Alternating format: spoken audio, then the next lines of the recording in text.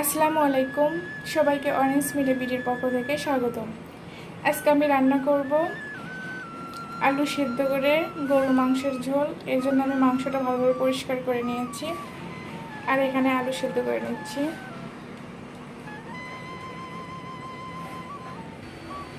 এখানে আমি আদা রসুনগুলো পাটায় বেটে নেব। গরুর মাংসতে আমি প্রথমেই দিয়ে দিব পেঁয়াজ কুচি আর তেজপাতা।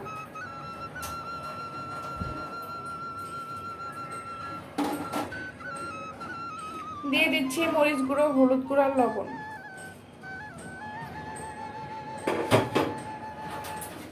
এখন দিয়ে দিব আদা রসুন বাটা আর গরম মশলা।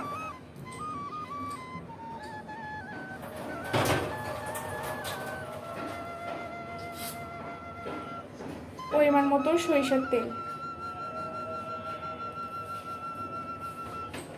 এখন সুন্দরভাবে হাত দিয়ে আমি মাখিয়ে নেব।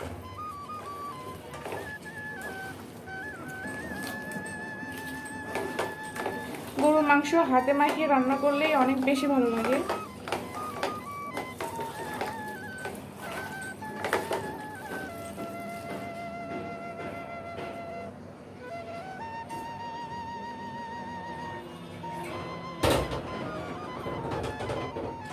এখন অল্প পরিমাণ পানি দিয়ে দিচ্ছি।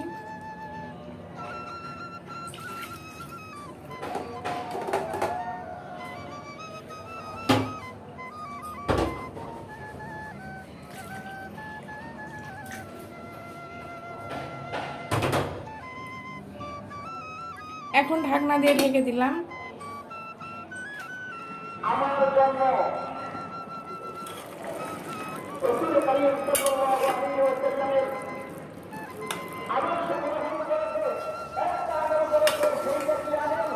মাংসগুলো কষিয়ে নেওয়ার মাঝামাঝি সময়ে আমি দিয়ে দিব আগে থেকে সেদ্ধ করে রাখা আলু।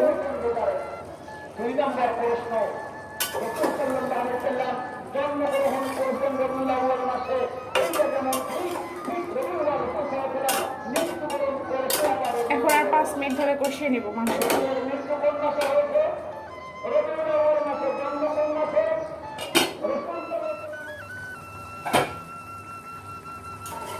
গরুর মাংস দিয়ে আলুর ঝোলটা হয়ে গেছে। আলু সিদ্ধ করে গরুর মাংসের ঝোল রান্না করা কমপ্লিট। এখন আমি উপর দিয়ে ভাজা জিরে গুঁড়ো দিয়ে দেবো।